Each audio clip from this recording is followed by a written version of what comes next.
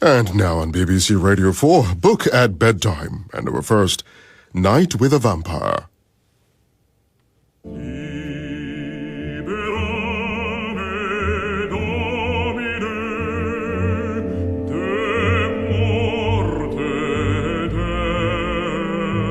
Good evening. Please leave the light on.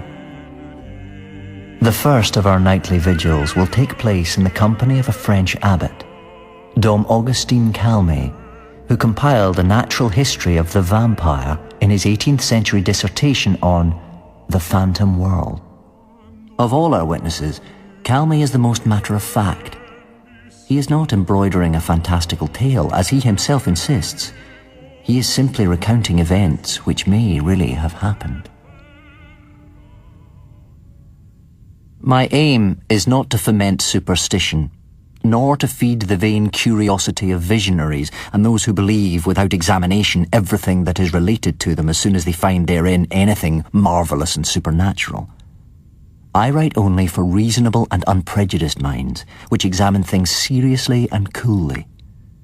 I speak only for those who assent even to known truth only after mature reflection, who know how to doubt of what is uncertain, to suspend their judgment on what is doubtful, and to deny what is manifestly false. I have always been much struck with what was related of the vampires or ghosts of Hungary, Moravia, and Poland, of the Vroukoulakas of Greece, and of the excommunicated who are said not to rot. The subject of the return of vampires is worthy of the attention of the curious and learned, and deserves to be seriously studied, to have the facts related of it examined, and the causes, circumstances, and means sounded deeply. Every age, every nation, every country has its prejudices, its maladies, its customs which characterize them, and which pass away. In this age, a new scene presents itself to our eyes. In Hungary, Moravia, Silesia, and Poland they see, it is said, men who have been dead for several months come back to earth, talk, walk, infest villages, ill-use both men and beasts, suck the blood of their near relations, make them ill, and finally cause their death, so that people can only save themselves from their dangerous visits and their hauntings by exhuming them, impaling them, cutting off their heads, tearing out the heart, or burning them. These revenants are called by the name of upires, or vampires. And such particulars are related of them, so singular, so detailed, and invested with such probable circumstances and such judicial information that one can hardly refuse to credit the belief which is held in those countries, that these revenants come out of their tombs and produce those effects which are proclaimed of them. I have been told by the late Monsieur de Vassimont that having been sent into Moravia by his late Royal Highness Leopold, he was informed by public report that it was common enough in that country to see men who had died some time before present themselves in a party and sit down to table with persons of their acquaintance without saying anything, but that nodding to one of the party, he would infallibly die some days afterwards. This fact was confirmed by several persons, and amongst others by an old curé, who said he had seen more than one instance of it. The bishops and priests of the country consulted Rome on so extraordinary a fact, but they received no answer, because, apparently, all those things were regarded there as simple visions or popular fancies. They afterwards bethought themselves of taking up the corpses of those who came back in that way, of burning them, or of destroying them in some other manner. Thus, they delivered themselves from the importunity of these spectres, which are now much less frequently seen than before.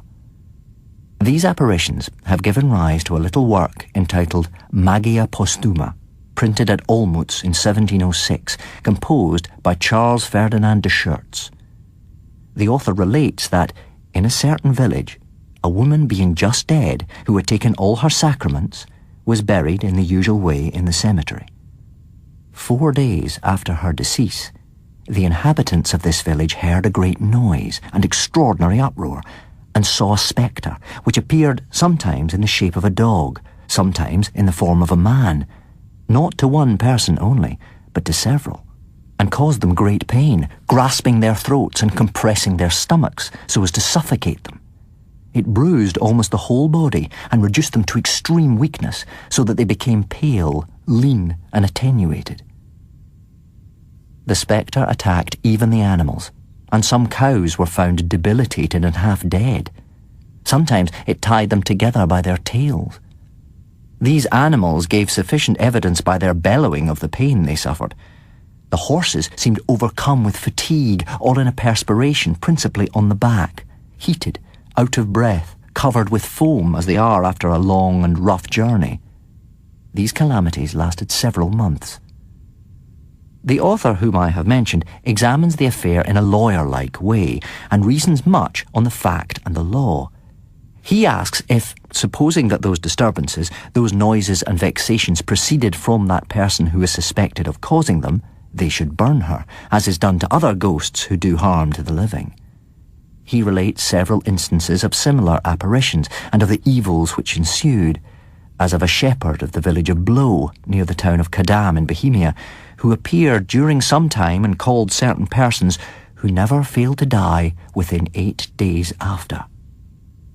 The peasants of Blow took up the body of this shepherd and fixed it in the ground with a stake which they drove through it. This man, when in that condition, derided them for what they made him suffer, and told them they were very good to give him thus a stick to defend himself from the dogs. The same night he got up again, and by his presence alarmed several persons, and strangled more amongst them than he had hitherto done.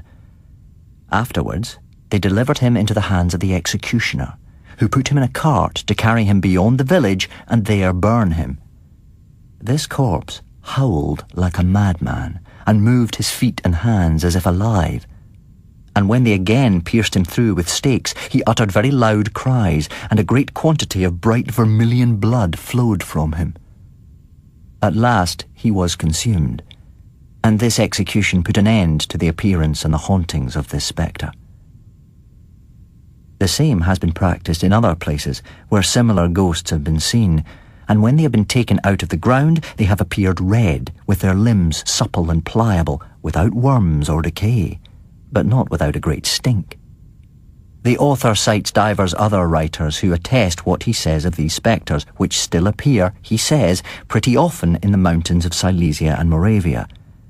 They are seen by night and by day. The things which once belonged to them are seen to move themselves and change their place without being touched by anyone. The only remedy for these apparitions is to cut off the heads and burn the bodies of those who come back to haunt people. At any rate, they do not proceed to this without a form of justicial law. They call for and hear the witnesses, they examine the arguments, they look at the exhumed bodies to see if they can find any of the usual marks which lead them to conjecture that these are the parties who molest the living.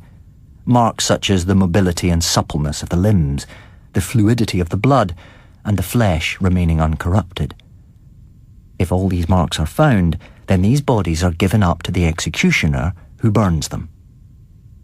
It sometimes happens that the spectres appear again for 3 or 4 days after the execution. Sometimes the interment of the bodies of suspicious persons is deferred for 6 or 7 weeks. When they do not decay and their limbs remain as supple as when they were alive, then they burn them. About 15 years ago, a soldier who was billeted at the house of a peasant on the frontiers of Hungary, as he was one day sitting at a table near the master of the house, saw a person he did not know come in and sit down to table also with them. The master of the house was strangely frightened at this, as were the rest of the company. The soldier knew not what to think of it, being ignorant of the matter in question. But the master of the house being dead the very next day, the soldier inquired what it meant. They told him that it was the body of the father of his host, who had been dead and buried for 10 years, which had thus come to sit down next to him, and had announced and caused his death. The soldier informed the regiment of it in the first place, and the regiment gave notice of it to the general officers, who commissioned the Count de Cabreras to make information concerning this circumstance. Having gone to the place with some other officers, a surgeon and an auditor, they heard the depositions of all the people belonging to the house, who attested unanimously that the ghost was the father of the master of the house, and that all the soldier had said and reported was the exact truth, which was confirmed by all the inhabitants of the village. In consequence of this, the corpse of this spectre was exhumed, and found to be like that of a man who had just expired, and his blood like that of a living man. The Count de Cabreras had his head cut off, and caused him to be laid again in his tomb. He also took information concerning other similar ghosts, amongst others of a man dead more than 30 years who had come back 3 times to his house at mealtime. The first time he had sucked the blood from the neck of his own brother, the second time from one of his sons, and the third from one of the servants in the house, and all 3 died of it instantly and on the spot. Upon this deposition, the commissary had this man taken out of his grave, and finding that, like the first, his blood was in a fluid state, like that of a living person, he ordered them to run a large nail into his temple, and then to lay him again in the grave. He caused a third to be burnt, who had been buried more than 16 years, and had sucked the blood and caused the death of 2 of his sons. The commissary, having made his report to the general officers, was deputed to the court of the emperor, who commanded that some officers, both of war and justice, some physicians and surgeons, and some learned men, should be sent to examine the causes of these extraordinary events. In the beginning of September, there died in the village of Kivsiloa, 3 leagues from Graditz, an old man who was 62 years of age.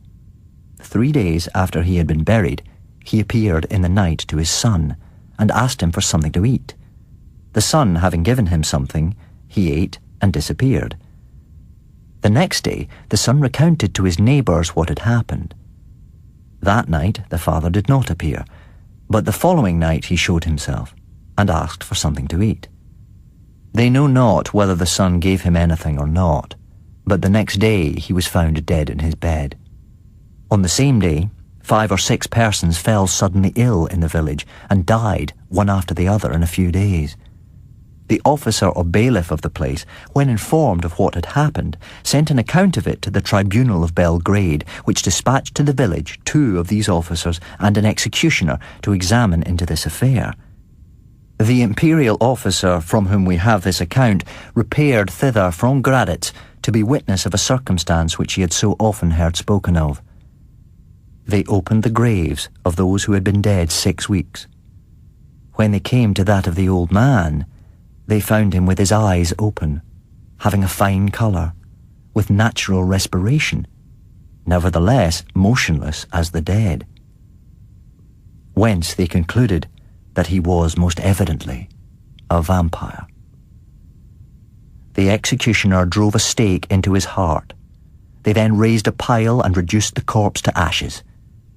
No mark of vampirism was found either on the corpse of the son or on the others. Thanks be to God, we are by no means credulous. We avow that all the light which physics can throw on this fact discovers none of the causes of it. Nevertheless, we cannot refuse to believe that to be true, which is juridicially attested, and by persons of probity. Tomorrow night, I shall tell you of the family of the Vordelak. Sleep well, if you can.